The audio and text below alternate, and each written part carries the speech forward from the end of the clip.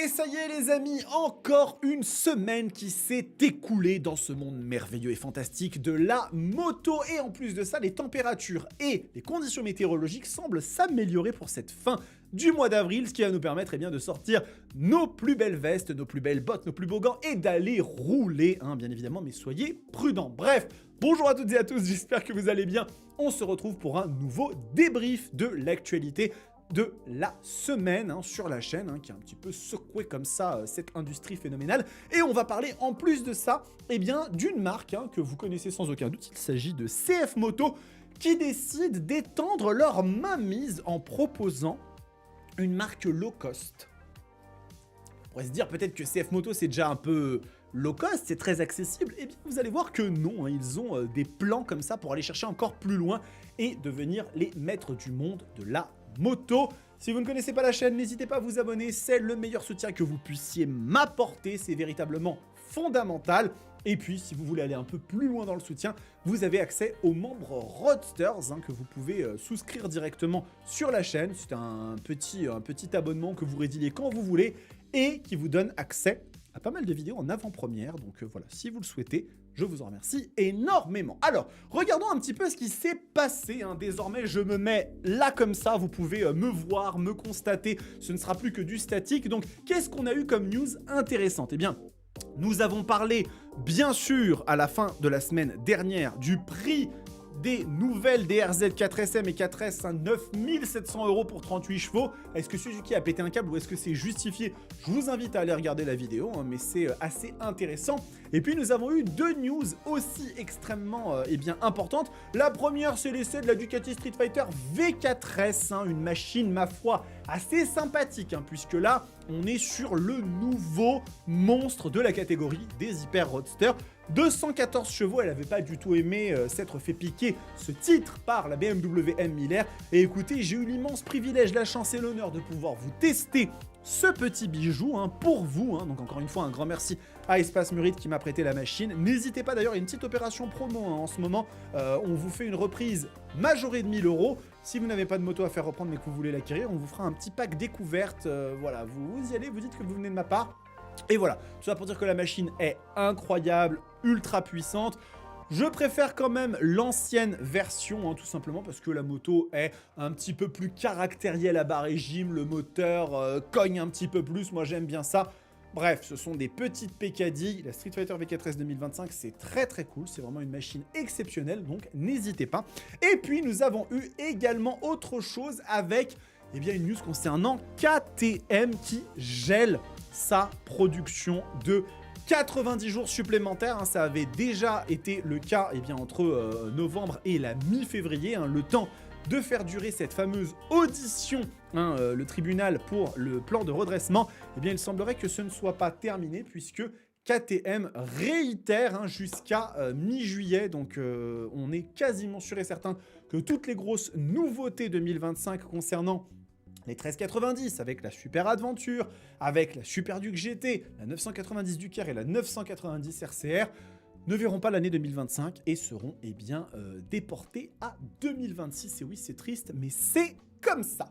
Donc, nous allons maintenant parler d'autre chose. Nous allons discuter de CF Moto et nous reprenons notamment un article de nos amis et collègues de chez Caradisiac qui évoque CF Light. Alors qu'est-ce que c'est que CF Light? Le coup de maître de CF Moto pour conquérir le monde avec des motos low cost. Qu'est-ce que c'est que cette histoire? CF Moto, le géant chinois des deux roues, frappe un grand coup avec CF Light, sa nouvelle sous-marque de moto abordable, dévoilée lors du Makina Moto Expo 2025 aux Philippines. Alors bien évidemment, si vous ne savez pas que CF Moto a aujourd'hui une mainmise assez absolue sur le marché chinois de moto, c'est quand même un gros acteur. Vous avez aujourd'hui des machines en France, mais aussi dans tous les pays du monde quasiment, qui sont très intéressantes chez CF Moto, avec une gamme étendue. Vous voyez que les trails, on va des 450 aux 800, on a des roadsters pareil sur la même base, avec la fameuse 800 NK Advanced que j'adore. On a des machines un petit peu plus classiques, avec des moteurs d'ailleurs chez Kawasaki, avec un partenariat avec Kawasaki pour ses premières machines, la nouvelle 675 SRR qui a fait un carton absolu, et quelques motos de cross, mais ça, ce n'est pas véritablement considéré comme des machines low cost, hein. Ce sont des motos qui sont très accessibles, bien évidemment, hein, puisque aujourd'hui, une 675 SRR, c'est 7800 €, soit le prix d'une MT-07, ce qui, pour une petite sportive 3 cylindres en ligne de 90 chevaux, c'est quand même assez intéressant. Mais donc, comme on parle caradisiaque, CF Moto annonce une nouvelle marque, CF Light. C'est une sous-marque dédiée aux motos low cost de petite cylindrée, hein, avec un marché visé pour l'Asie du Sud-Est et l'Amérique du Sud, des marchés où la mobilité économique et accessible est reine, notamment, vous le savez peut-être, hein, mais en Inde, hein, vous avez un constructeur qui illustre extrêmement bien cela, c'est Bajaj. Bajaj, si vous ne connaissez pas, c'est un des constructeurs indiens qui est en partenariat avec CF Moto et qui du coup ont, pas du tout avec CF Moto, avec KTM, excusez-moi, je me suis un peu emballé, et du coup, Bajaj, ils ont un marché extrêmement développé, hein, en Inde, hein, ils ont une mainmise qui est folle, et vous voyez que le type de machine qu'ils proposent, c'est des 250, 125, 150, voire même 160 cc, hein, donc ce sont des machines vraiment avec des cylindrées extrêmement réduites, parce que ce sont des marchés sur lesquels on ne va pas chercher plus loin, hein, en Inde ou dans d'autres territoires. Donc, l'Europe n'est pas oubliée, seulement mise en attente, ce qui veut dire qu'il y a quand même une possibilité, puisque aujourd'hui, il est vrai que le marché des 125 cc est quand même assez dominé par les scooters. On en pense ce qu'on veut. Moi, je suis d'avis de dire que si on a la possibilité de rouler en 125 cc en scooter, autant prendre une moto, parce que souvent les parties cycles sont un petit peu plus adaptées. Certes, on n'aura pas la polyvalence d'un scooter sur le rangement et le confort, mais un petit peu plus de sécurité. Et donc, l'idée est simple, laisser à CF Moto la gestion des moyennes et grosses cylindrées, déléguer à CF Light les motos entre 200 et 300 cc dans les segments urbains, sportifs et trail. Et donc, il y a 3 modèles qui sont notamment évoqués: la CF Light 250 NK, la CF Light 250 SR, si ça vous rappelle la 450 SR, c'est assez normal, et la Dual 230 Light. Alors, je suis allé regarder parce qu'il y a un site CF Light directement au Mexique qui nous permet déjà de voir un petit peu ce que ça donne, et je pense qu'on peut traduire cette page directement, comme ça on a quelques informations supplémentaires. Et vous voyez ici cette 250 NK. Alors, c'est vrai que les 250 cc, c'est quelque chose qui est très peu présent en Europe, hein. Nous, on a plutôt de la 125, et puis après on s'envole plus vers du 300-400. Le segment des 250, c'est un petit peu moins présent, et vous voyez ici la 250 SR qui nous fait très fortement penser à la 450, hein. Donc ce sont des machines qui sont intéressantes. Vous voyez qu'il y a quand même des petites choses. On a donc un petit monocylindre, on a de l'anti-dribble, on a refroidissement liquide, quelques petites choses, un poids de 158 kg. Donc ça reste assez intéressant. Au niveau technologie, de l'ABS, ça reste des machines qui sont quand même relativement légères. On a une couleur qui est assez chouette, bleu zéphyr, rouge rubis, ils se sont quand même fait plaisir au niveau des coloris. Et si on va regarder du côté de la 250 NK, on va retrouver quelque chose qui va être un petit peu similaire. Des petits écrans LCD, c'est vraiment des machines qui sont faites pour aller conquérir ce marché. Mais encore une fois, je suis persuadé qu'il y a une possibilité aussi pour le marché européen, parce que ça permet de faire une petite montée en gamme, ça permet d'aller chercher des choses un petit peu plus développées sans forcément tomber dans les 400-500 cc.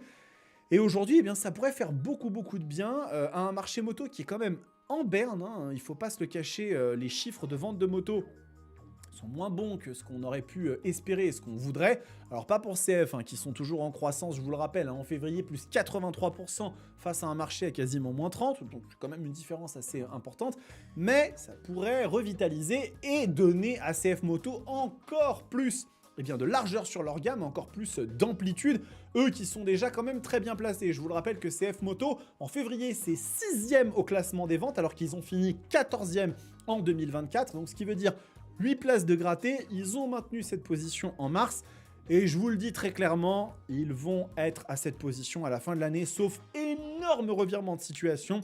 CF Moto rentrera dans le top 10 des constructeurs de motos en France pour l'année 2025, ce qui finira de cimenter leur crédibilité et leur légitimité. Et puis après, c'est une question de continuer à développer le réseau et à faire en sorte que les choses avancent, d'autant plus que, je vous le rappelle, KTM ne distribue plus CF Moto dans certains pays.